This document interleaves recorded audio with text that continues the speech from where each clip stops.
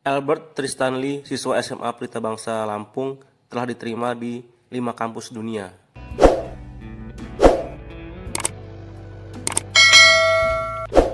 Adapun 5 kampus yang menginginkan putra Lampung tersebut kuliah di luar negeri, diantaranya yakni Nanyang Technological University atau NTU, Singapura, The University British Columbia atau UBC, kemudian The Hong Kong University of Science and Technology, kemudian Korea Advanced Institute of Science and Technology atau KAIS, dan National University of Singapore atau NUS.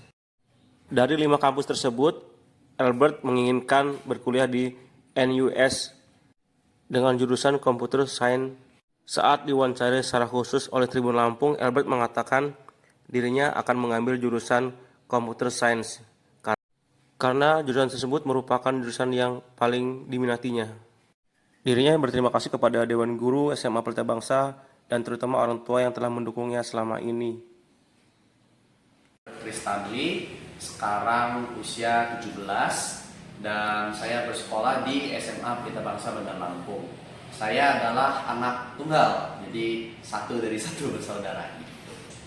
Terima di 5 kampus internasional. Yang pertama ada KAIS, Korea Advanced Institute of Science and Technology. Yang kedua ada UBC, University of British Columbia. Terus yang ketiga ada NTU, Nanyang Technological University di Singapura. Yang keempat ada National University of Singapore di Singapura. Dan yang terakhir ada Hong Kong University of Science and Technology di Hong Kong. Yang terakhir baru di-apply ya, apa ya? Yang terbaru apa yang terbaru? Enggak sih, di luar urutan sih. Oh, oke, ya. Sip. Kalau menurut saya, untuk seorang siswa untuk bisa berprestasi itu ada banyak faktornya ya. Yang pertama tentu aja berdoa, karena kalau tidak dengan si izin Tuhan pasti tidak bisa. Terus yang kedua, yang paling penting juga itu adalah tekun dalam belajar. Jadi nggak bisa tuh misalnya ada lomba nih lombanya minggu depan, nah seminggu sebelumnya baru mulai belajar, nah itu nggak bisa. Tapi kita harus step by step. Bahkan saya mulai olimpiade itu dari SD, jadi memang dia bertahap dan dia konsisten dari tahun ke tahun selalu fokus, nah itu baru bisa mencapai prestasi yang tertinggi. Nah terus yang ketiga juga tentu saja ada dukungan dari orang tua dan dari guru ya. Kalau dari orang tua, kalau saya sangat disupport sama orang tua saya untuk mungkin ngeles atau disupport juga untuk mengatur nih kira-kira lomba mana aja nih yang bisa diikutin, cari-cari info di medsos dan seterusnya. Nah kalau dari guru saya ya sama juga, dari guru memberikan saran mau ikut lomba yang mana, misalnya memberi referensi dan membantu juga. Kalau terus juga guru-guru juga memberi keringanan lah kalau misalnya ada lomba yang bentrok dengan tugas sekolah, misalnya bisa dikerjakan di lain hari gitu. Kalau pola belajar, kalau saya sendiri itu cukup santai ya. Jadi nggak ada pasang jadwal benar-benar rigid kayak hari ini jam segini sampai jam segini belajar ini, terus jam segini sampai jam segini belajar ini, gitu tidak. Tapi lebih ke menyesuaikan dengan kondisi. Misalnya saya lagi belajar materi A, terus tiba-tiba pusing nih, capek lagi suka gitu. Oke deh, kita pindah dulu ke materi B yang mungkin saya lebih suka gitu, nanti baru balik lagi ke A, nah dan seterusnya. Tapi yang penting menurut saya sih ya bisa dibuat suatu catatan gitu, materi mana yang masih perlu difokuskan, materi mana yang udah kuat, mana yang belum kuat. Nah, dan kalau bisa ada target juga nih, pokoknya dalam minggu ini materi mana yang harus dikuasain gitu. Jadi meskipun nggak ada jadwal yang benar-benar rigid, yang benar-benar jam segini sampai jam segini harus apa, tapi minimal kita ada garis besarnya nih, haluan kita mau kemana, lomba yang lagi mau difokuskan tuh topiknya apa aja gitu. Oke, teman-teman, semoga teman-teman bisa juga berprestasi seperti saya Semoga kita semua bisa menjadi anak-anak yang membanggakan orang tua, guru, dan tentu saja negara. Prestasi yang baru-baru ini saya terima itu pertama ada medali emas OSN 2022 di tingkat SMA bidang fisika. Nah di situ saya mengikuti itu kebetulan masih SMP nih. Jadi meskipun saya pada saat itu tahun 2022, nah terus yang kedua ada Asian Physics Olympiad 2024 di Malaysia, itu Olimpiade Fisika terbesar di Asia. Dari situ saya dapat medali perunggu. Terus yang ketiga saya juga ikut Ruang Guru Academy of Champions, masuk ke top 6 waktu itu tahun 2024. Indonesia yang Asia ya, Asian Physics Olympiad. Pada tahun itu cuma saya.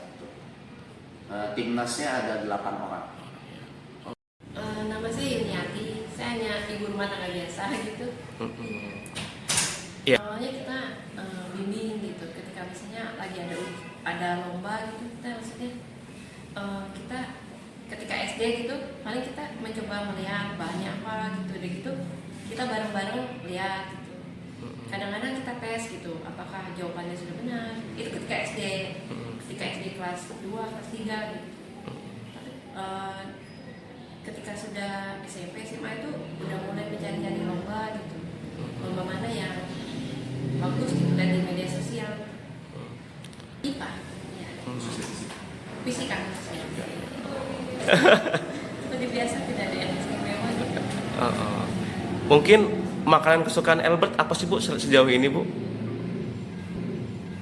Ada ya, ayam, ikan, daging sapi, tempe, tahu gitu. Tapi kalau lebih dominan si Albert ini suka apa sih Bu dari makanan yang Ibu masak itu Bu? Kalau Albert, semuanya suka doyan. Paling suka apa dia Bu? Daging sapi gitu. Daging sapi. Oh. Terus lumayan aktif dulu gitu. Udah gitu kita kasih pengertian ke anaknya gitu, maksudnya kalian ini lomba itu bukan buat bukan buat sekarang juga, buat masa depan, buat beasiswa, buat mengembangkan diri kamu juga, untuk membuktikan bahwa maksudnya kamu itu bisa gitu. Jika pun kalah, ya itu hanya pengalaman, pelajaran. Pasti setiap perlombaan itu nggak mungkin menang terus, banyak banget kalahnya gitu. Paling kita bilang ya udah nggak apa-apa, dan kita coba maksudnya belajarnya makanya lebih rajin lagi gitu.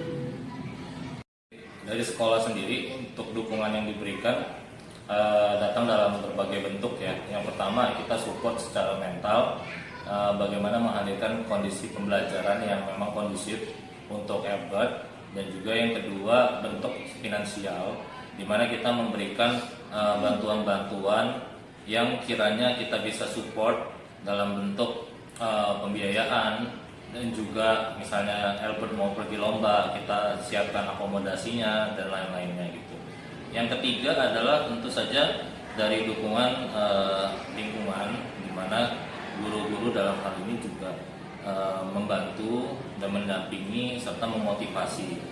Ya, jadi bentuk dukungan-dukungan itulah yang terus kita berikan, ya, semangat dan juga dorongan yang kita berikan.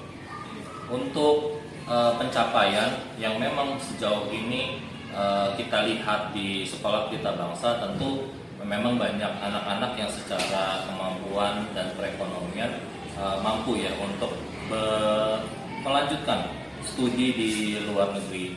Namun untuk pencapaian yang luar biasa kali ini memang ditunjukkan oleh Albert, di mana dia diterima oleh 5 kampus internasional, di mana hal tersebut memang belum pernah terjadi di Pelita Bangsa.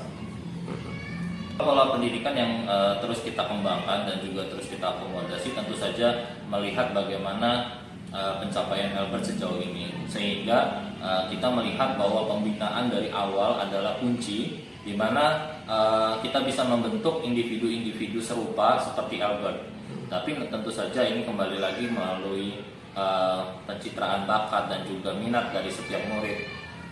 Tapi dalam hal ini sekolah menyediakan wadah, di mana sekolah dalam hal ini mencari ya bibit-bibit dan juga potensi-potensi yang ada di kelas, dan juga baik secara akademik maupun non akademik yang kemudian kita teruskan potensi-potensi tersebut ke dalam bentuk perlombaan, di mana perlombaan tersebut seperti sejenis yang Albert pernah ikuti, yaitu seperti Olimpiade Sains Nasional. Nah, itu kita perbanyak bibit-bibit dan calon-calon penerus seperti Albert.